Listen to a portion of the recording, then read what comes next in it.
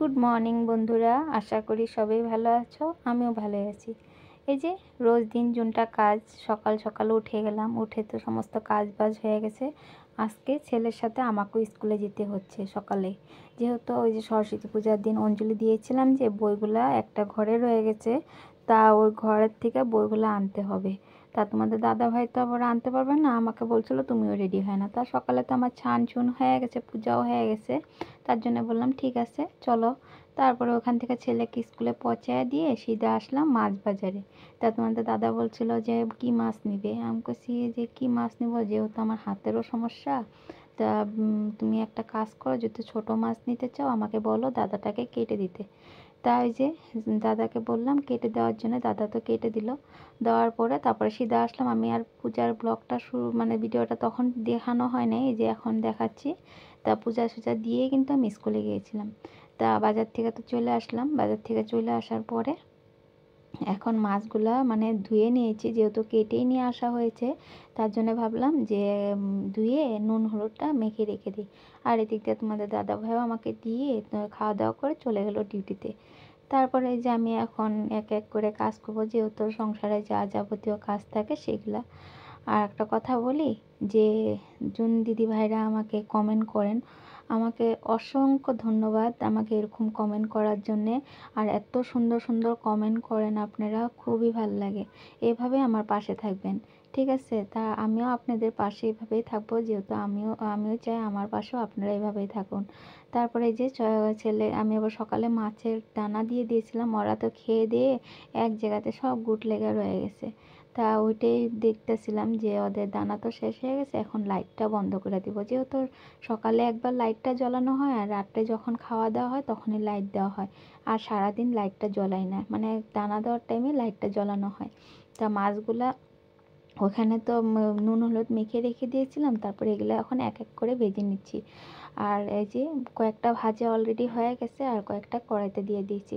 আর যেহেতু আজকে কেটে নিয়ে আসা হয়েছে বলে এত একটা টাইম লাগে নাই রাঁধতে, ফটাফটি হয়ে গেছে। আর এই ছোটো মাছ কেটে রান্না করাটা সমস্তটা বহুতটা লেট হয়ে যায়। আর তোমাদের দাদা তো জানে, আর আপনারাও আমার যারা ব্লগ দেখেন অবশ্যই আমি বলছিলাম যে আমার হাতে একটু সমস্যা আছে, তার জন্য আমি মাছটা কাটতে পারি না। তার জন্য তোমাদের দাদা কেটেই নিয়ে আসে বেশিরভাগ এখন মাছ। কিন্তু ধুইতে অত একটা সমস্যা হয় না, কিন্তু কাটতে একটু সমস্যা হয়, ফট করে কাটা বিন্দা যায় বলে ভয় লাগে। তা মাছগুলো এখান থেকে ভেজে নিচ্ছিলাম। আর এই যে ভাবছিলাম আজকে একটু ঘরেরও একটু কয়েকটা কাজ করব, যেহেতু রান্নাটা আজকে জলদি হয়ে গেছে, বেশি কিছু রান্ধি নেই, আজকে এক তরকারি রানবো। আর গতকালকের অল্প সবজি ছিল, সেগুলাই গরম করে করে রেখে দিব।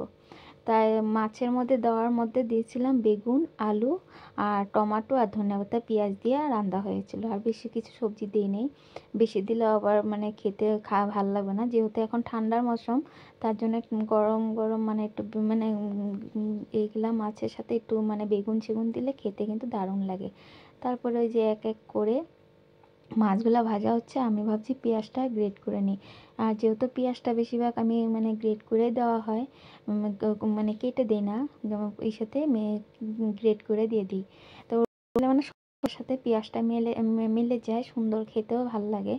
তারপরে যে মাছগুলা ভাজছিলাম, আর ভাবছিলাম যে আজকে রান্নাটা তো জলদি জলদি হয়ে যাবে, কি করব না করব সেটাই ভাবছিলাম। তা আর একটা কথা বলি, অনেক দিদি ভাইরা কিন্তু আমাকে অনেক কমেন্ট করেন।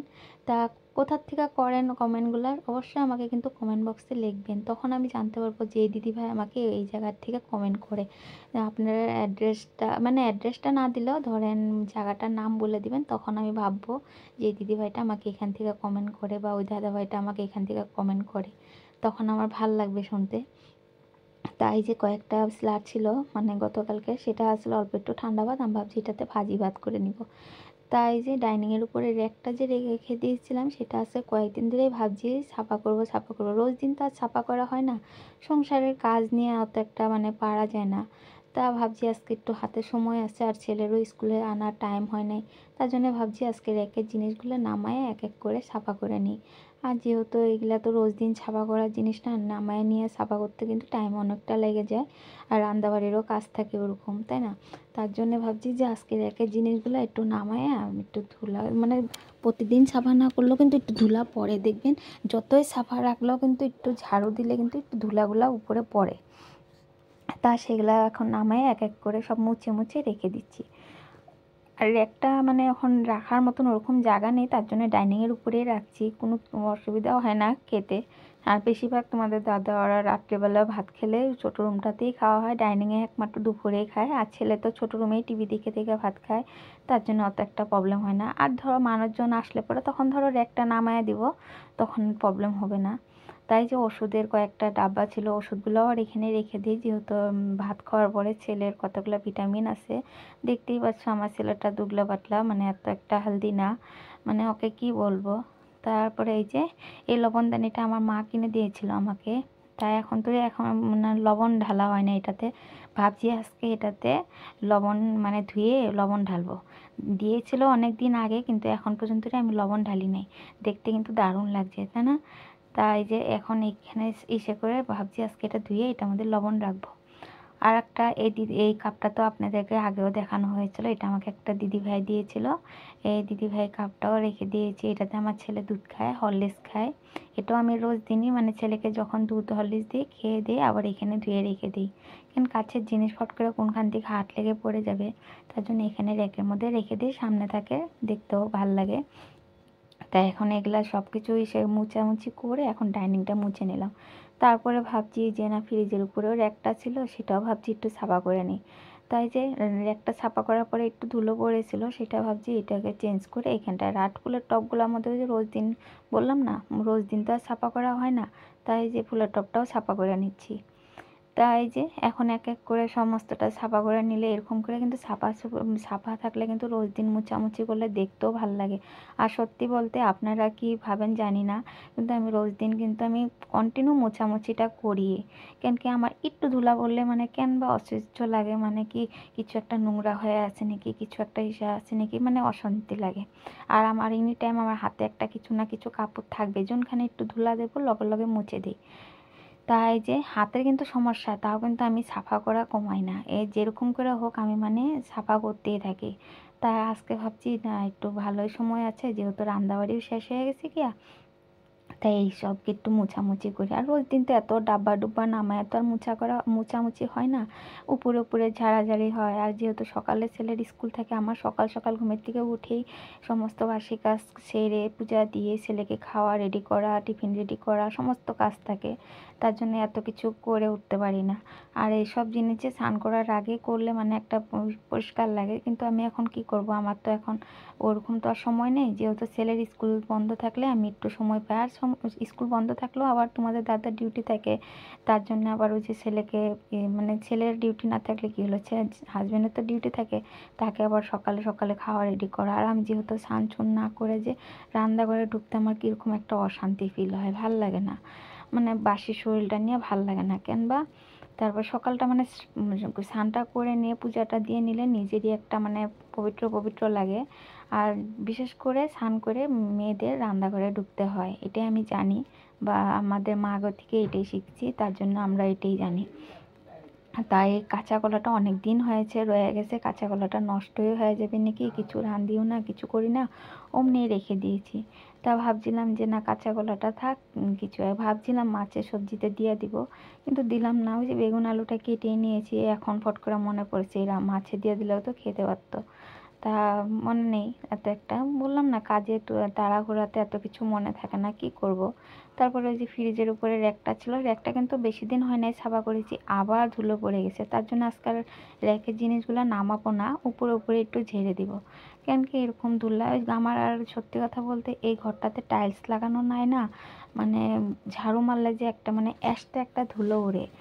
আর জানি না কবে লাগাতে পারবো, আপনাদের আশীর্বাদে জানি জলদি লাগাতে পারি, সেটাই আশীর্বাদ করুন।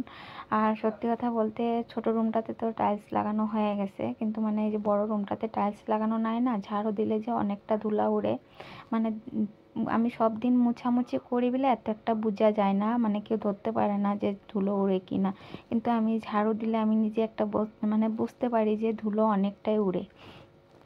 তাই যে সমস্তটা ঝাড়াঝুড়া করে এখন বিছনাটাও একটু ঝাড়ায় নিলাম, যেহেতু সকালবেলা এমনি তো সকালবেলা সমস্ত ঝাড়াঝাড়ি হয়েছে, ওই যে জিনিসপত্র নামানো হওয়ার পরা যে একটু নোংরা পড়ে না, সেই জন্য ভাবছি একটু ঝাড়াঝুড়া করে নিই। তাই এদিকটা কাজ করতে করতে আমার কিন্তু ওইখান থেকে রান্নাও পুরো কমপ্লিট। তা কী রান্না করেছি সেটাও আপনাদের কাছে শেয়ার করব। তা এখানটাও ভাবছি যে না, এই যে এদিকটার মানে সুকেসের উপরটাও একটু ধুলা পড়লো নাকি, এগুলো একটু ঝেড়ে দিই। এমনি তো রোজ দিন সকাল সকাল ঝাড়া হয়, তাও বললাম না, ওই যে আমার একটা স্বভাব, মানে কিছু না কিছুতে মানে একটু মনে হয় ধুলা পড়লো নাকি, ইসে পড়লো নাকি। আর ছেলেটার সাইকেলটা, এটা আমার বাবা দিয়েছিল আমাকে, ছেলেকে আগের বছর জন্মদিনে। তা ছেলে তো সাইকেল নিয়ে স্কুলে যাইতে এখন মানে অ্যালাউ নেই, যেহেতু ক্লাস 4-এ পড়ে এখন। ক্লাস 5-এর থেকে ছেলেকে স্কুলে সাইকেল দিয়ে দিব। আর ছেলে তো বলছে আমি ক্লাস 5-এ কবে উঠবো, আমি সাইকেল নিয়ে স্কুলে যেতে পারবো। সাইকেলটা রাখারও ওরকম জায়গা নেই, আর যেহেতু বাইরেও রাখি না, বাইরে রাখলে ধুলাবালি পড়ে, তার জন্য ঘরেই রাখি। কেন বৃষ্টি সৃষ্টি পড়লে জিনিসটা নষ্ট হয়ে যাবে, তার জন্য বাইরেই রাখা হয় না, ঘরেই রাখি। তা এদিক দিয়ে আপনাদের সাথে তো অনেকটাই কথা বললাম, কথা বলতে বলতে এদিক দিয়ে আমার রান্নাও হয়ে গেছে। রান্নার মধ্যে যে লাল লাল মাছের ঝোল কেমন হয়েছে অবশ্যই কমেন্টে জানাবেন। আর যে গতকালকের অল্প ডাল ছিল, ডালটারে এখন পেঁয়াজ দিয়ে পাঁচফোড়ন দিয়ে আবার একটু সোমবার দিয়েছি, আর সঙ্গে একটু ধনেপাতা দিয়ে দিচ্ছি। আর এই নিরামিষ সবজিটা গরম করে রেখে দিলাম। তা আজকের রান্নার মেনুতে এই 3টা আইটেমই ছিল। তাই এখন এই যে রান্না সান্না কমপ্লিট করে এখন ছেলেকে আনার জন্য স্কুলে যাচ্ছি। তা ভিডিওটা কিন্তু অনেকটাই বড় হয়ে যাবে, আপনারা ওটা নিয়ে কিছু মনে করবেন না। কেন কি যদি আমি সকাল থেকে রাত অবধি যদি ভিডিওটা মানে করি, অনেকটা লম্বা হয়ে যায়, আর এত লম্বা ভিডিও তো কেউ দেখতে চায় না আজকাল, তার জন্য শর্ট করলাম। তা আজকের মতন তাহলে ভিডিওটা এটুকুই রাখবো। তা সবাই ভালো থাকবেন, সুস্থ থাকবেন, আবার পরবর্তীতে আর একটা ভিডিও নিয়ে আসতেছি। আর আমার ভিডিও এতক্ষণ দেখার জন্য অনেক ধন্যবাদ। আর যারা যারা নতুন আমার এই ভিডিওটা দেখেছেন, অবশ্যই আমার এই চ্যানেলটাতে একটা সাবস্ক্রাইব করে দেবেন, আমার পাশে এভাবেই থাকবেন। তা আজকের মতন এই দুপুরবেলাও কিন্তু খাওয়া দাওয়া হয়ে গেছে, তোমাদের দাদাও চলে গেছে, আর ছেলেও এখন বয়ে বয়ে টিভি দেখছে, আর আমি এখন একটু রেস্ট নিচ্ছি। আর সন্ধ্যার সময় তো আছেই কাজ বাজ। ঠিক আছে, আজকের মতন তাহলে একটু